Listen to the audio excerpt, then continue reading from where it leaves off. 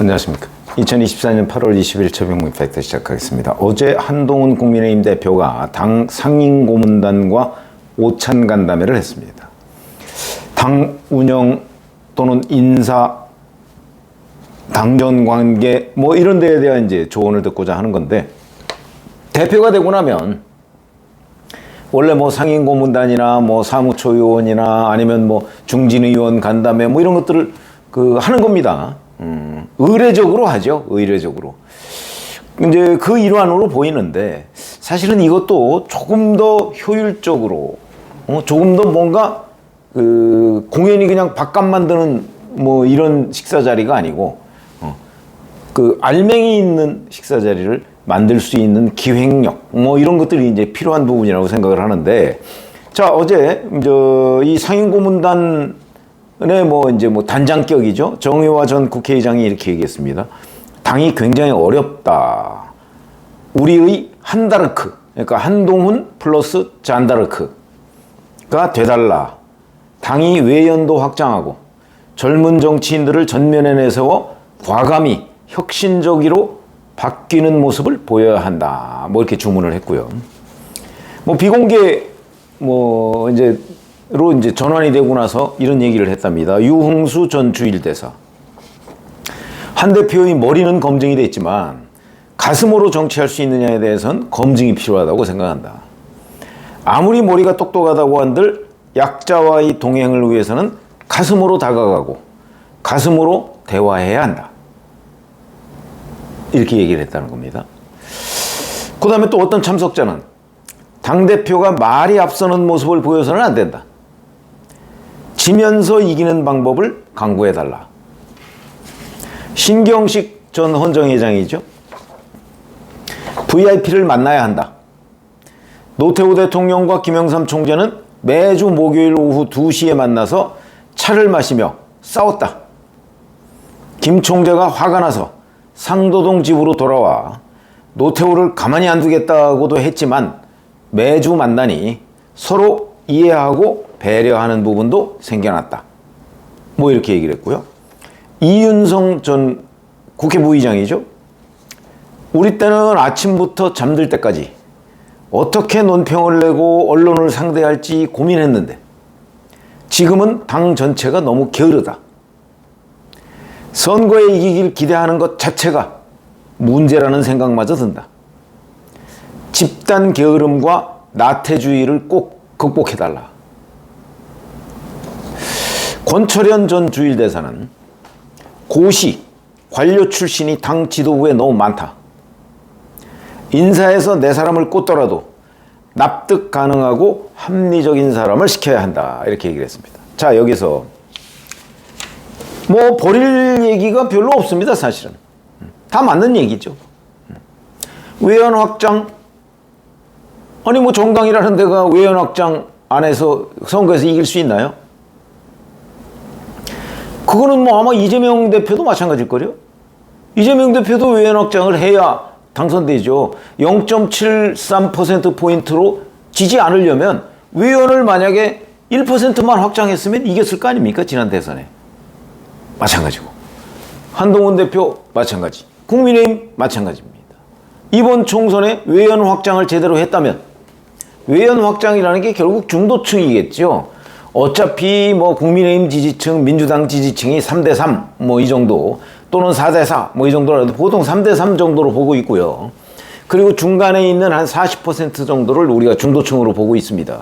그러면 이제 이 중도층을 얼마나 많이 끌어오느냐, 그리고 자기 진영을 얼마나 강하게 다지느냐, 거기다가 중도층 뭐 플러스 한 21 이렇게만 가져오면 51로 이기는 거 아닙니까? 그러니까 외연 확장은 한동훈 대표든 이재명 대표든 누구든지 다 하고 싶은 거고, 그러니까 외연 확장을 해야 된다는 데에 대해서 한 대표도 다 알고 있습니다. 혁신을 해야 된다. 지면서 이기는 방법 다 마찬가지입니다. 다 알고 있죠. 근데 자, 외연 확장을 어떻게 할 것인가? 또 혁신을 어떻게 할 것인가? 그동안에 혁신위원회 얼마나 많이 생겼습니까? 이 당 저 당 마찬가지입니다. 국민의힘 또 민주당에도 혁신위원회 얼마나 많이 생겼습니까? 그 혁신위원회에서 어떤 때는 이걸 똑같은 거를 혁신안이라고 했다가 뭐 한 몇 년쯤 지나면 그걸 폐기합니다. 구태다 그러면서. 그리고 나서 몇 년쯤 지나면 또 그게 혁신이라고 주장을 합니다. 그럼 도대체 뭐가 혁신이냐? 이런 것부터 이 구체성 있는 것, 뭘 어떻게 해야 되느냐가 굉장히 중요한 겁니다. 그런 거에 비하면 신경식 전 의원 같은 경우 이제 VIP를 자주 만나라 뭐 이런 것들은 구체적인 방법론이죠.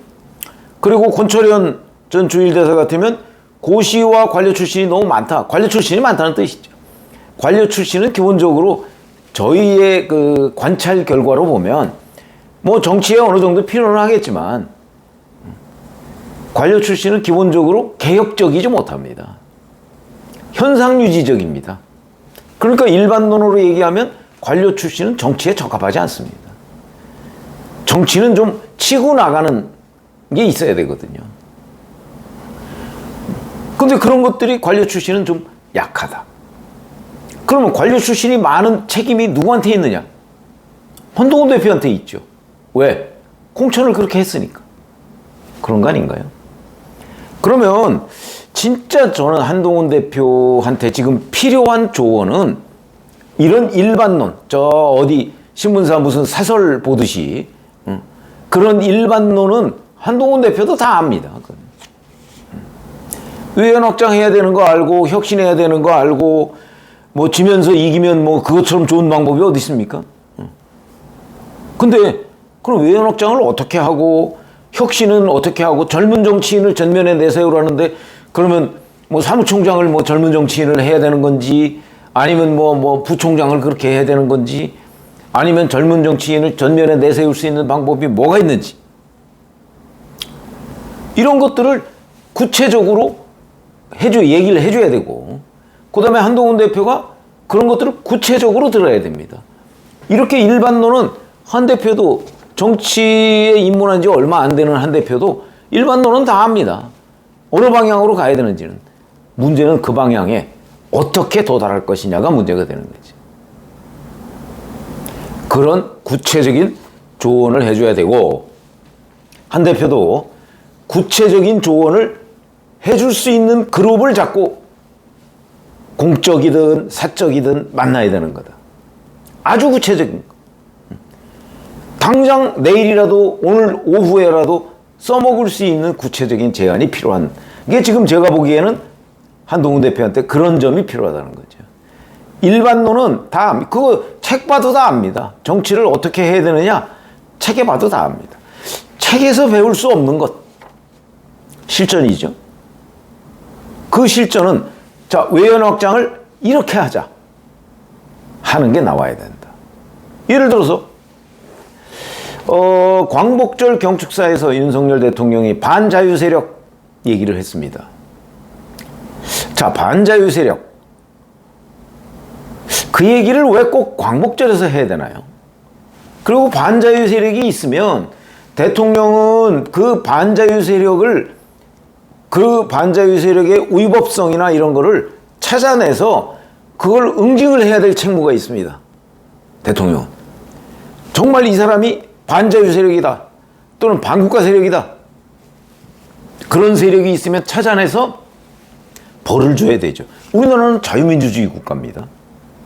근데 반자유, 반국가 그런 사람은 처벌하도록 되어 있죠? 뭐 여러 가지가 있습니다. 뭐 형법도 있고 국가보안법도 있고 뭐 여러 가지가 있습니다. 그래야 되는 게 대통령의 책무인데 대통령이 자꾸 여기에 반자유 세력이 있습니다. 여기에 반국가 세력이 있습니다라는 휘슬블로어, 경고를 자꾸 해주는 이런 역할을 하면 안 된다는 거죠. 그런 생각이 확고하다면 대통령이 그런 얘기를 광복절 경축사에서 했을 때 정확하게 한동훈 대표가 지적을 해야 된다. 광복절 경축사에 어울리지 않는다. 반자유 세력은 뭐 어떻게 하라 뭐 이런 얘기든지. 그래야 외연 확장이 되는 겁니다. 중도층은 아직 우리 먹고 살기 바쁜데 뭐 반자유 세력, 친자유 세력 뭐 이런 거 나누지 말고, 그러니까 이재명 대표는 25만 원 주겠다는데 윤석열 대통령은 뭘 해줄 수 있느냐, 이런 걸 원하는 거다 이거지. 약자와의 동행 다 똑같이 얘기하죠.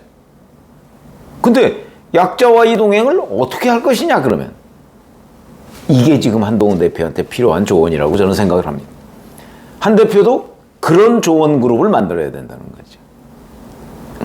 방향을 제시하는 게 아니고 구체적인 방법을 알려주는 조언 그룹을 만들어야 된다 하는 거죠. 젊은 정치인 전면에 내세우자. 글쎄, 젊은 정치인을 전면에 내세웠을 때 과연 얼마나 효율적이고 정말 외연 확장이 될 것인가. 그걸 국민들이 이걸 혁신으로 바라볼 것인가. 이런 것들 대단히 중요합니다. 인재영입위원회 한동훈 대표가 설치한다고 했죠. 그 인재영입위원회에 들어갈 사람 별로 없습니다. 왜 없냐? 우선 정치를 하려고 하는 사람 아니겠습니까? 예를 들어서 기자들, 정치부 기자들 오래 해서 정치를 잘한다. 근데 정치하려고 들어가지 못합니다. 그 직을 버려야 되기 때문에. 그럼 당장 먹고 사는 일이 급섰는데 그 직을 버리고 어떻게 들어갑니까? 그러니까 거기에 들어갈 수 있는 사람은 누구냐? 결국 변호사들이다. 변호사들은 직을 안 버리고도 그 자리에 들어갈 수 있거든요. 아니면 교수들. 그 지금 국민의힘에는 변호사, 교수 뭐 이런 사람들이 차고 넘칩니다. 자, 그 사람들이 지금 무슨 외연 확장을 위해서 뭘 기여했으며, 그 다음에 뭘 혁신을 했죠? 그리고 어떤 정치를 잘해서 그 사람들이 국민의힘 뭐 재집권이나 또는 정권 교체에 기여를 했습니까? 기억나는 거 없을 수 있죠. 그렇기 때문에 저는 어제 그 상임고문단의 이런 여러 가지의 조언 중에 뭐 틀린 얘기 하나도 없다고 생각을 하는데, 한 대표가 지금 이런 데에 조금 너무 기울어져 있어서는 안 된다.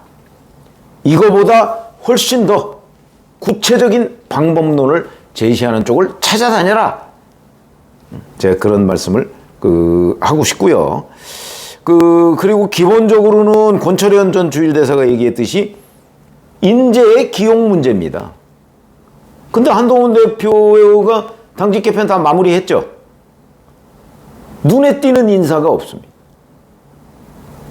저는 그것도 어제 누군가는 지적을 했어야 된다고 봅니다. 벌써 한 달이 다 돼갑니다. 오늘 20일이죠. 내일 모레 한 달입니다. 자, 한 달 동안 뭐 했냐 도대체.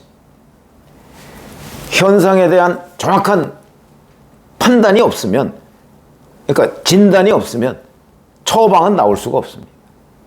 그렇듯이 지금 한동훈 대표한테 필요한 조언, 그걸 지금 제가 말씀드린 건데, 일반론보다 총론보다 강론이 필요하다.